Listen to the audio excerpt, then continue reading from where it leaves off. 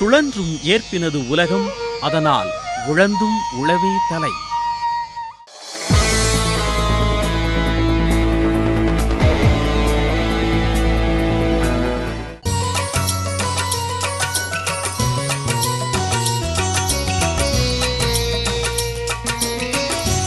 உழவந்தார் உழவந்தார் ஊருக்கெல்லாம் தோழ நீ வந்தார்.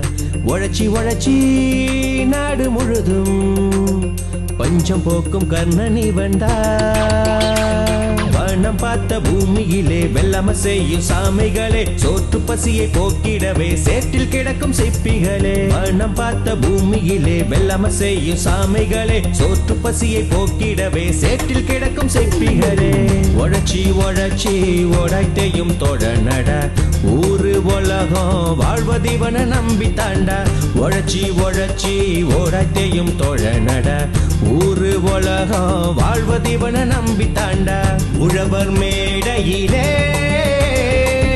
உழவனை ஏற்றுங்க, உலக பார்வையிலே உழவனை போற்றுங்க.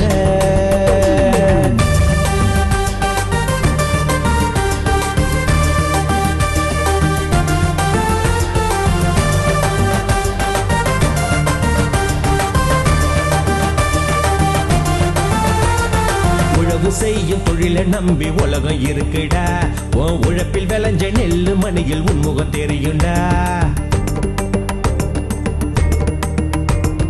உழவு செய்யும் தொழில நம்பி உலகம் இருக்குடா, உன் உழைப்பில் விளைஞ்ச நெல்லு மணியில் உன்முகம் தெரியுண்டா. வெயிலோ மழையோ புயலோ இடியோ எது வந்தாலும் ஏற்றுக்கொள்வோம். இயற்கை முறையோ செயற்கை முறையோ எதுவென்றாலும் வெளுத்து கட்டுவோம். பசுந்தழைய போட்டு நம் விளைச்சல கூட்டு, பசிப்பட்டு நீ போக்கிடுவோம் பாடுபட்டு தான். பசுந்தழைய போட்டு நம் விளைச்சல கூட்டு, பசிப்பட்டு நீ போக்கிடுவோம் பாடுபட்டு தான்.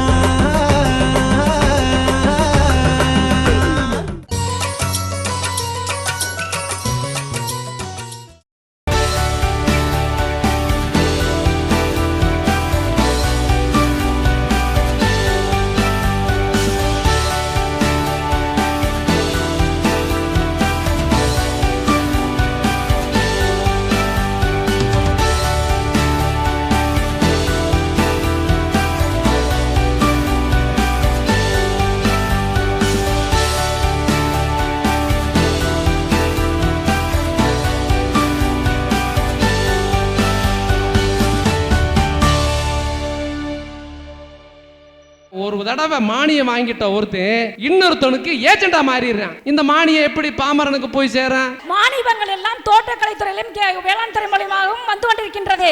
நீங்கள் போய் மணியக்காரரை பார்த்தீர்கள் என்றால் உங்களுக்கு எப்படி மானியம் கிடைக்கும்? 50% மானியம்வாங்க. அதே வெளிய கடையில 50% மானியமே வேணாம். இவங்க கொடுக்குற விலையில நேரடியாக போய் கடையில வாங்கலாம். என்ன பொறுத்த வரைக்கும் சொல்றேன்னா, பல்வேறு வகையான நன்மைகள் பெற்ற விவசாயிகள் இந்த மானிய திட்டங்களா இருக்கின்றார்கள். ஏராளமான நீர் வளமும் நிலவளங்களும் நிறைந்த இந்த புண்ணிய பூமியிலே உழவர் மேடை என்கின்ற அற்புதமான இந்த நிகழ்வினை பதிவு செய்வதில் நாங்கள் பெருமகிழ்ச்சி அடைகின்றோம். இந்த நிகழ்வினுடைய தலைப்பாக அரசின் மானிய திட்டங்கள் விவசாயிகள் முன்னேறியுள்ளார்களா முன்னேறவில்லையா என்கின்ற ஒரு அற்புதமான தலைப்பை இங்கே நமக்கு வழங்கி இருக்கிறார்கள். அரசின் நலத்திட்டங்கள் விவசாயிகளுக்கு சென்றடையவில்லை என்கின்ற தலைப்பிலே ஐயா அவர்களை பேச அழைக்கிறோம். நியாயமான தேவைகளை நிறைவேற்றுவதற்கான ஆட்சியாளர்களும் அதிகாரிகளும் இருந்திருந்தால் நாங்கள் ஏன் மானியத்தை எதிர்பார்க்கிறோம்? என்னுடைய பொருளுக்கு தரமான விலை வேணும். இது இருந்ததுன்னா எல்லாமே நடக்குமே. ஒரு சின்ன நாடு, சின்ன நாடுகளுடைய முன்னேற்றம் என்ன? நீர் இல்லை, நிலம் இல்லை, அவன் என்ன எதிர்பார்த்துட்டு இருக்கேன்? மானியம் அவனுக்கு பல நாடுகள் கொட்டிக்கிட்டு இருக்கு. இந்தியாவில் இருக்கக்கூடிய உணவு உலகத்துக்கே கொடுக்கக்கூடிய அளவுக்கு நிலம் இருக்குங்க. அந்த நிலத்தை பயன்படுத்த வைக்கிறது யாரு? திட்டங்கள் அரசு என்ன செய்யணும்? 32 மாவட்டம் இருக்கு. எல்லா அதிகாரிகளும் எல்லா திட்டங்களும் ஒரே நாளில் நிறைவேற வேண்டும்.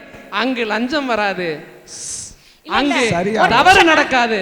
ஒரு நிமிஷம்னா, அதாவது நீங்க சொன்னீங்கல்ல அயல் நாடுகள் எல்லாம் மானியங்கள் கொட்டி கொடுத்து கொண்டிருக்கின்றார்கள். அதே அயல் நாடுகள் தான் உணவு பாதுகாப்பு சட்டத்திலே விவசாயிகளுக்கு மானியங்களை கொடுக்க கூடாது என்ற ஒரு திருத்தத்தை அங்கே செய்து கொண்டிருக்கிறார்கள். இது உங்களுக்கு தெரியுமா? அரசாங்கம் மானியம் என்ற பெயரிலே ஒன்றல்ல இரண்டல்ல நிறைய திட்டங்களை நம்மளுக்கு கொடுத்து கொண்டிருக்கிறார்கள். சொட்டு நீர் பாசனமாகட்டும், பசுமை குடிலாகட்டும், அதிலே நீங்கள் நர்சரியை வளர்த்துக் கொள்ளலாம் என்று சுமால் நர்சரி. ஒரு ஹெக்டேர் வச்சிருந்தா அவனுக்கு இந்த விதியின் கீழ் இவனுக்கு மானியம். 4 ஹெக்டேர் அதாவது 10 ஏக்கருக்கு மேல வச்சிருந்தாத்தான் அவனுக்கு மத்திய அரசுடைய இந்த மானியங்கள். இதை யார் நிர்ணயம் பண்றது? அந்த மானியங்களை வாங்குறதுக்கான லஞ்சங்கள் நிர்ணயம் பண்ணிட்டு இருக்கு. 2 ஏக்கருக்கு மேல் இருந்தால் மானியமே கிடையாது. அது குறு விவசாயிகள் அல்ல, பெரு விவசாயிகள் என்று உங்களுக்கு மானியம் கிடையாது, எனக்கும் கிடையாது, யாருக்கும் கிடையாது. குறு விவசாயிகளுக்கு மட்டுமே இங்கே மானியம் தரப்பட்டு கொண்டிருக்கின்றது. அரசினுடைய மானிய திட்டங்களால் விவசாயிகள் பயனடைந்திருக்கிறார்கள், பயனடையவில்லை என்கின்ற தலைப்பிலே விவாதத்தை ரொம்ப அற்புதமாக பதிவு செய்திருக்கிறார்கள். இந்த தலைப்புகளை பற்றி எங்கள் நடுவராக வீற்றிருக்கக்கூடிய மரியாதைக்குரிய ஐயா ஜவஹர்லால் அவர்கள் அவருடைய கருத்துக்களை பதிவு செய்ய அன்போடு அழைக்கிறோம். அரசினுடைய மானிய திட்டங்கள் உண்மையிலேயே விவசாயிகளுக்கு பயன்பெற்று அவர்களெல்லாம் முன்னேறி இருந்தால் ஏன் விவசாயி தன்னுடைய அடுத்த தலைமுறையை விவசாயத்தை நோக்கி போகாதே, அற்புதம், நீ வெளிநாடு போ, வேலை செய் என்று ஏன் சொல்கிறார்கள்? ஆகவே மானிய திட்டங்களும் விவசாயினுடையக்கு போதுமான அளவுக்கு இல்லை. ஒன்று. இரண்டாவது, மானிய திட்டங்கள் அரசால் வகுக்கப்படுகின்ற பொழுது எவ்வளவு கமிஷன் பெறலாம், எப்படி கமிஷனை உருவாக்க முடியும் என்கின்ற கோணத்திலே ஆராயப்பட்டு வகுக்கப்படுகிறதே ஒழிய கமிட்மெண்ட்டுடன் அல்ல. கமிஷனைத்தான் நோக்கி போகிறதே தவிர கமிட்மெண்ட் இல்லை. ஆகவே அரசினுடைய மானிய திட்டங்கள் சரியான அளவிலே கொண்டு செல்லாமல் அதே மானிய திட்டங்களில் வருகின்ற உரம் ஆகட்டும், வேறு சில விஷயங்களாகட்டும் வீணாக்கப்படுகிறது. உண்மை அதுதான். நண்பர்களே, இந்த மானியம் ஏன் வந்தது, எப்படி வந்தது, எங்கிருந்து வந்தது என்பதை முதலில் ஆய்வு செய்ய வேண்டும். இந்த நாடு சுதந்திரம் பெறுகிற பொழுது வெறும் 30 கோடி மக்கள். 30 கோடி மக்களுக்கு உணவில்லை, உடை இல்லை, பால் இல்லை, பருப்பு இல்லை, எண்ணெய் இல்லை, சர்க்கரை இல்லை, அரிசி இல்லை. அரிசிக்கு ஒரு நாடு, எண்ணெய்க்கு ஒரு நாடு, அமெரிக்காவுக்கு சென்று கோதுமை குரணை கொண்டு வந்த நாடு. அந்த நாடு இன்றைக்கு 130 கோடி மக்களும் உண்டது போக வெளிநாட்டுக்கு ஏற்றுமதி செய்யக்கூடிய அளவுக்கு முன்னேறி இருக்கிறது. உண்மை உண்மை. ஆனால் அந்த பாடுபட்டவனுடைய உற்பத்தி செய்தவனுடைய நிலை என்ன? ஆயிரக்கணக்கான கோடி கடனை பெற்று மானியத்தை பெற்று நாமும் கடனாளியாகி, விவசாயம் கடனாளியாகி, இந்த நாடும் கடனாளியானது இந்த மானியத்தால், கடன் திட்டங்களால். இதை கொண்டு வந்து விவசாயி கொண்டு வந்து கொடுத்தார்கள் பசுமை புரட்சி என்ற பெயரிலே. அந்த மானியங்களையும் கடனையும் கொடுத்துத்தான் இந்த நாட்டுக்கு உற்பத்தியை பெருக்கினார்கள். ஆனால் இந்த மானியத்தை பெற்று விவசாயிகள் முன்னேறினார்களா என்றால் முன்னேறி இருப்பார்கள். அந்த உழைப்பும் அந்த பலனும் இந்த நாட்டிற்கு போய்விட்டது, விவசாயிக்கு இல்லை. இதற்கெல்லாம் உண்மையான காரணம், இதுக்கு என்ன தீர்வு? இந்த மானியம் தேவையா, இந்த கடன் தேவையா, சலுகை தேவையா என்றால் நிச்சயமாக விவசாயிகளுக்கு இது தேவையற்றது. ஏன் போய் நம்ம பேரை சொல்லி 100 ரூபா மானியம் வந்தா நம்மளுக்கு வந்து சேர்றது 7 ரூபா வரும். அந்த 93 ரூபாயும் இருக்கிறவன் தின்னுட்டு போறதுக்கு ஒரு மானியம் தேவையா? இது நேரடியா விவசாயிகள் கையிலே தரகு இல்லாமல், கமிஷன் இல்லாமல், சுரண்டல் இல்லாமல், அதிகாரிகளுடைய ஊழல் இல்லாமல் ஒரே ஒரு சலுகை விவசாயினுடைய கிணத்து மேட்டிலே கிடைக்கிறது என்றால் அது இலவச மின்சாரம் மட்டுமே. இதுக்கு என்ன தீர்வு? விவசாயி கடன்பட்டுத்தான் ஆக வேண்டுமா? இவனுடைய தலை எழுத்தா? எல்லா தொழில் செய்பவர்களும் நாட்டிலே முன்னேறி இருக்கிறார்கள். எல்லா தொழில் வைத்தவரும் பணக்காரர்களாக தங்களுடைய வாழ்க்கை வசதி காராக, பங்களாக்களாக பெருக்கி இருக்கிறார்கள். என்றைக்காவது உழவன் கணக்கு பார்த்தால் என்ன மிச்சம்?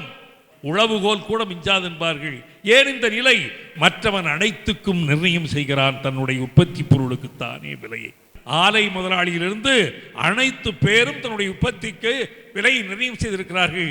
இந்த விவசாயினுடைய பொருளுக்கு விலை நிர்ணயம் செய்ய யார் வந்தார்கள்? மானியத்தை கொடுத்தவர்கள், கடனை கொடுத்தவர்கள், உற்பத்தி செய்ய சொன்னார்கள். உரிய விலை கொடுத்தார்களா? இன்றைக்கு ஒரு விலை, நாளைக்கு ஒரு விலை என்ற நிலைமை விவசாயிக்கு என்றைக்கு முடிவாகிறதோ, என்றைக்கு விவசாயினுடைய உற்பத்தி பொருளுக்கு கட்டுப்படியாகிற நியாயமான விலை நிர்ணயிக்கப்படுகிறதோ அன்றைக்கு இந்த மானியமும் தேவையில்லை, இந்த இலவசமும் தேவையில்லை. எனவே தலைவலிக்கு தைலம் தடவுவதைப் போல விவசாய தொழிலுக்கு இந்த மானியங்கள் உதவினாலும் அது நிரந்தரமான தீர்வல்ல. வியாதி எங்கே என்று கண்டுபிடித்து அதை தீர்க்காவிட்டால் இந்த தலைவலி தொடர்ந்து நடந்து கொண்டுதான் இருக்கும். தேனி கலை மற்றும் அறிவியல் கல்லூரி இறைவன் தந்த பசுமை இயற்கை உரம் மற்றும் ஐஸ்வர்யம் ஆர்கானிக்ஸ் வழங்கும் உழவர் மேடை. சிறிய இடைவேளைக்கு பிறகு Saurashtra teachers training college, Saurashtra BEd college, Jawaharlal foundation and research அறக்கட்டளையின் கீழ் இயங்குகிறது. வீரபாண்டி கௌமாரியம்மன் அருளோடும் பாண்டிய மன்னருக்கு கண் பார்வை கொடுத்த வரலாற்று பிரசித்தி பெற்ற கண்ணீஸ்வரர் உடையார் எழுந்தருளியுள்ள வீரபாண்டியில் அமைந்துள்ள கல்லூரி தேனி கலை மற்றும் அறிவியல் கல்லூரி Veerapandi. Saurashtra teachers training college, Saurashtra BEd college. உரிமையாளர் திரு எஸ்.எல். ஜவஹர்லால். இயற்கை உரமே ஐஸ்வர்யம் தருமே, செழிக்கும் வளமே. Aishwaryam organics, Coimbatore. Foliar fertiliser for all crops, ஐஸ்னிக் கிரீன் கோல்ட். விற்பனையாளர்கள் ஐசின் organic export P limited, Kovai 38. Cell 9842608453. உற்பத்தியாளர்கள் ஐஸ்வர்யம் ஆர்கானிக், கோவை. செல் 9840017088. மற்றொரு எண் 9659844552.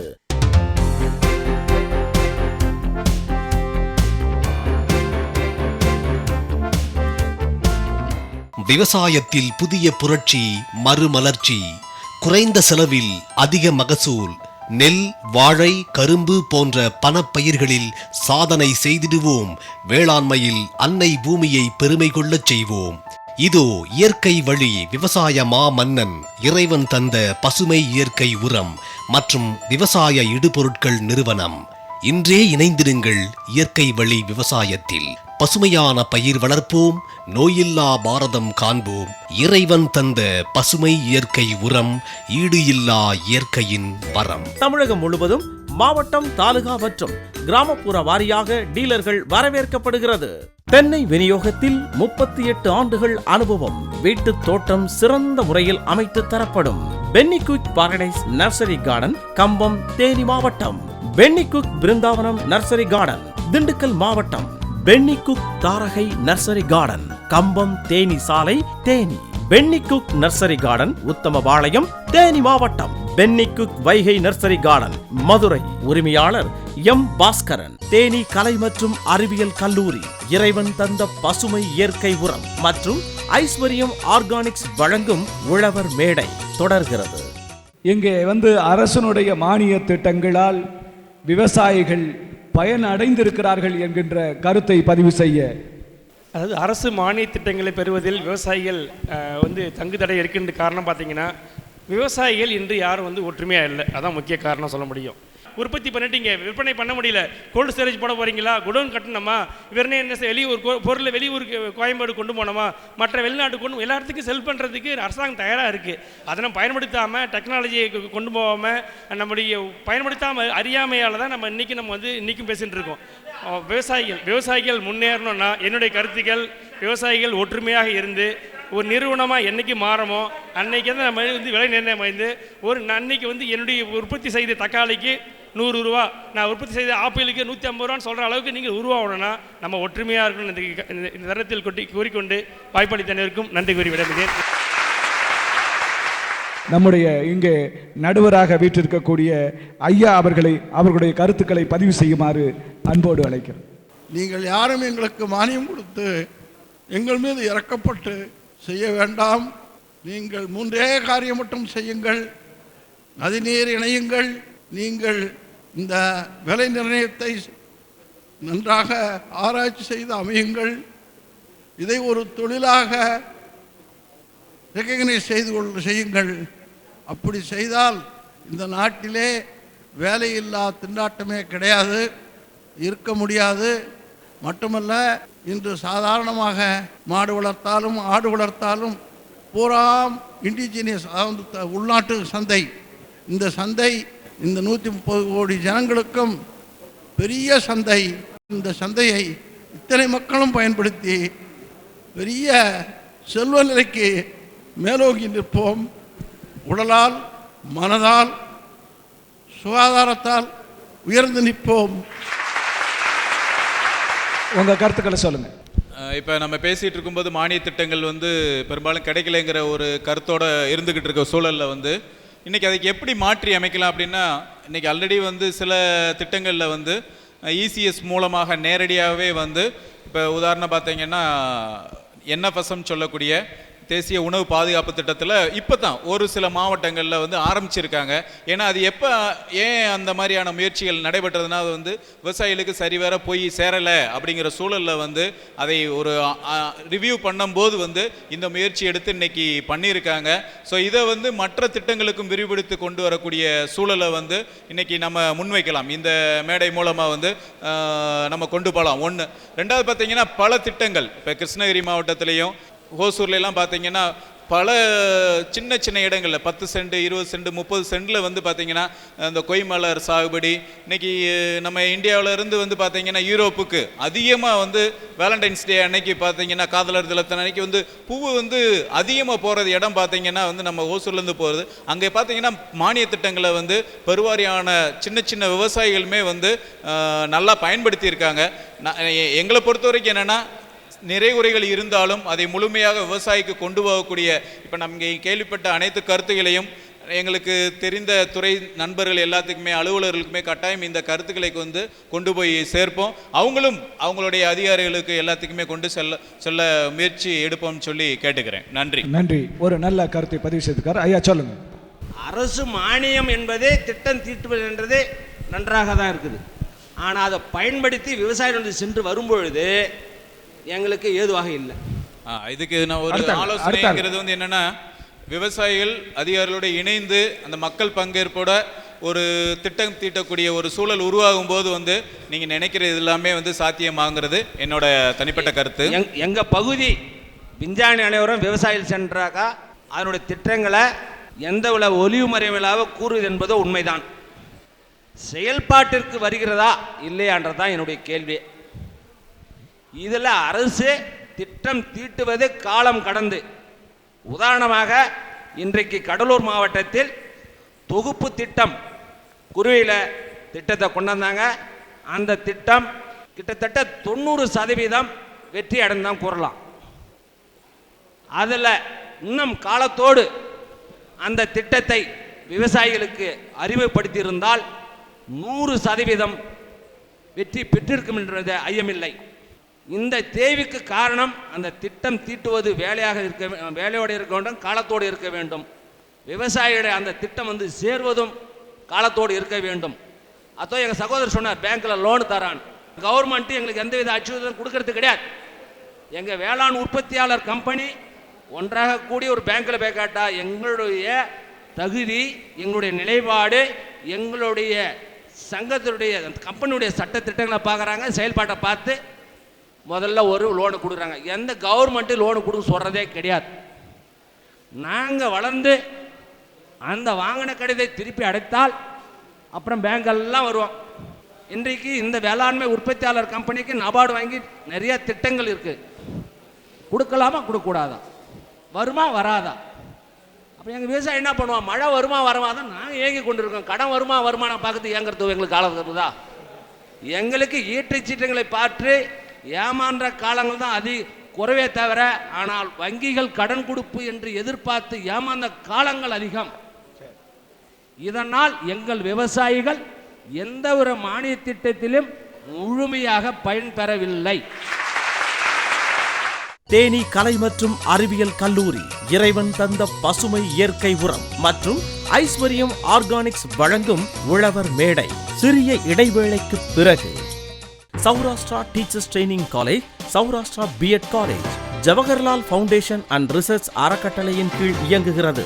வீரபாண்டி கௌமாரியம்மன் அருளோடும் பாண்டிய மன்னருக்கு கண் பார்வை கொடுத்த வரலாற்று பிரசித்தி பெற்ற கண்ணீஸ்வரர் உடையார் எழுந்தருளியுள்ள வீரபாண்டியில் அமைந்துள்ள கல்லூரி தேனி கலை மற்றும் அறிவியல் கல்லூரி Veerapandi, Saurashtra teachers training college, Saurashtra BEd college. உரிமையாளர் திரு SL ஜவஹர்லால். இயற்கை உரமே ஐஸ்வர்யம் தருமே, செழிக்கும் வளமே. Aishwaryam organics, Coimbatore. Foliar fertiliser for all crops, ஐஸ்னிக் கிரீன் கோல்ட்.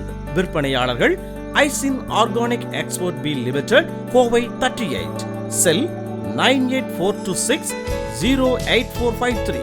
உற்பத்தியாளர்கள் ஐஸ்வர்யம் ஆர்கானிக், கோவை, செல் 9840017088, மற்றொரு எண் 9659844552.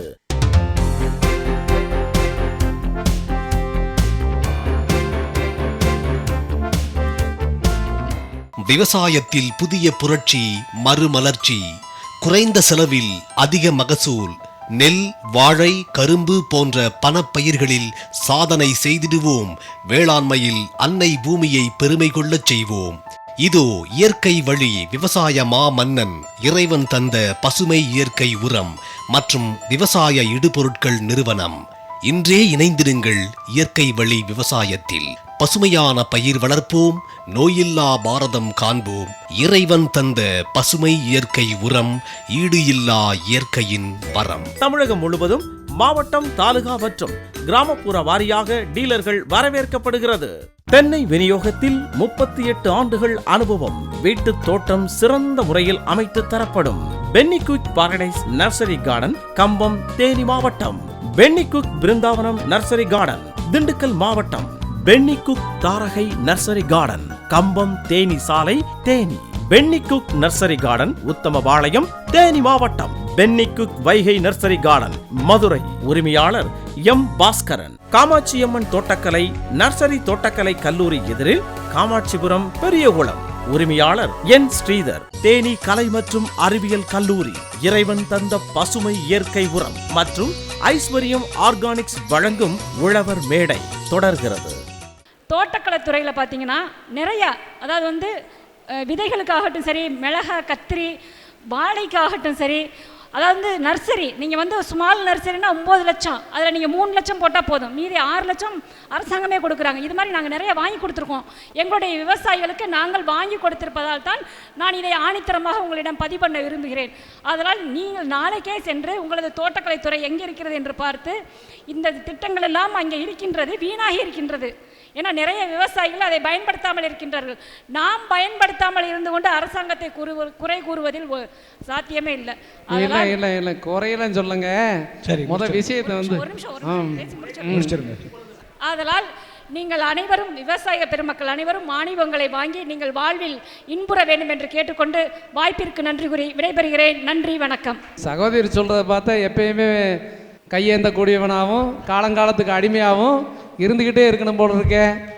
அதாவது ஒரு வீட்டுக்குள்ளே நுழைஞ்சனே வீட்டில் என்ன தெரியணும், பார்த்தனே அந்த வீடு சுத்தமாகவும் சுகாதாரமாகவும் நல்லா இருந்தா கோலத்தை பார்த்தே பயங்கரால நம்மால் இருக்கேன். அது மாதிரி தான் நாங்கள் வெள்ளை வேட்டி சட்டை கட்டிட்டு வந்திருக்க விவசாயி நினச்சிட்டு நீங்கள் நல்லா இருக்குன்னு நினைக்கக்கூடிய சூழலாம் இல்லைங்க. இன்றைக்கி பூரா வடுவா மாறிட்டு இருக்கு. மானியம்ங்கிறது என்ன? ஒரு பகுதிக்கு முழுமையாக அறிவிக்கப்பட்டு இந்த பகுதி மக்கள் முழுமையாக பணம் அணைச்சிட்டாங்க அப்படிங்கிறது தான் மானியம். யாரோ அங்கொன்று இங்கொன்று 2 பேரும் அனுபவிச்சுட்டு இருக்க பேர் அது மானியம் இல்லை. ஆக இந்த தேனி மாவட்டத்தில் தேனி ஒன்றியம் சொட்டு நீர் பாசனத்தில் முழுமை பெற்று விட்டது. அது மானியம். எந்த பேங்க்கில் என்ன வேணால் நீ பேப்பரை கொடுத்து முழுசாக வாங்கிக்க, யாரும் கேட்டு வராத. அப்படி ஒரு சூழல் வந்தால் இந்த மானியம் பயன்பெறும். அங்கொன்று இங்கொன்னுமா கொடுத்து எங்களை ஏமாற்றிட்டு இருக்கீங்க. எதிர்காலம் விவசாயத்துக்கு இருக்கணும்னா இப்பயே உங்கள் மனசில் விவசாயிகளை வாழ வைக்கணும், இவங்களுக்கான திட்டங்கள் சேரன்ற எண்ணத்தோட படிக்கணும். முனைவர் அவர்களே, உங்களது நண்பர்கள் சொன்னீங்க, நீங்கள் அனைவருக்கும் சொல்லுங்கள். நடுவர் அவர்களே, எங்களுடைய கருத்து உங்களுடைய கருத்துக்கள்லாம் மிகப்பெரிய ஒத்த கருத்துக்கள். ஏன்னா விவசாய வாழ வைக்கிறதுக்காகத்தே நீங்கள் ஊராக போயிட்டுருக்கீங்க அப்படிங்கிறதுலாம் தெரியும். அதனால் எங்கள் பக்கம் நியாயமான கருத்துக்களை பதிவு செய்து வழங்கும்படி எங்களுக்கு வாய்ப்பு கொடுத்த மக்கள் தொலைக்காட்சிக்கும் அன்பு பெரியவர்களுக்கும் நன்றி கூறுகிறேன். நன்றி, வணக்கம். அது எதிரணியில் உள்ள நண்பர்கள் சிறப்பாக ஒரு திட்டத்தை சொன்னார்கள். ஒரே ஒரு திட்டத்தை ஒரு மாவட்டம் முழுவதும் அனுபவித்து அதை எல்லாருக்கும் ரீச் ஆகணும்னு ஆசைப்பட்டார். இது எப்படி சாத்தியம் அடையும் நீங்கள் நினச்சி பாருங்கள். ஒரு லட்சம் இருக்கிற விவசாயிகளில் 1 லட்சம் விவசாயிகளுக்கும் ஒரே மாதிரி திட்டங்கள் பொருந்தாது.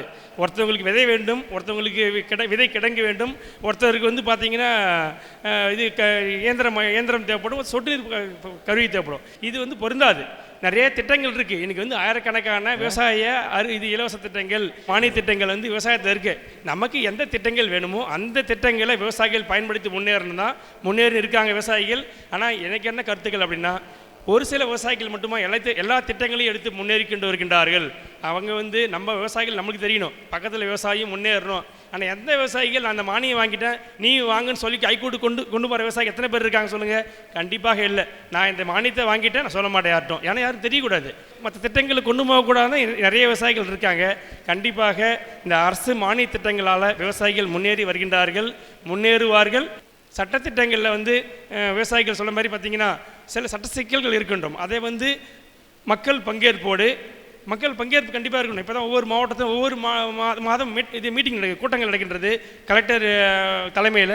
அப்போ நம்ம வந்து பேசி தீர்த்துக்கலாம். ஸோ அதனால் உங்களுடைய குறைகளை செய்து அந்த இடத்துல எப்போ நம்ம பொருள் வாங்கணும், எப்போ கொடுக்கணும், எந்த பருவத்தில் கொடுக்கணும், எந்த வகை ரகங்களை கொடுக்கணும் நம்ம முடிவு பண்ணினா கண்டிப்பாக விவசாயிகளுடைய வாழ்வாதாரங்கள் முன்னேறும் என்று ஆணித்தரமாக எடுத்துரைத்து வாய்ப்பளித்தமைக்கு நன்றி கூறி விடைபெறுகிறேன். நன்றி, வணக்கம்.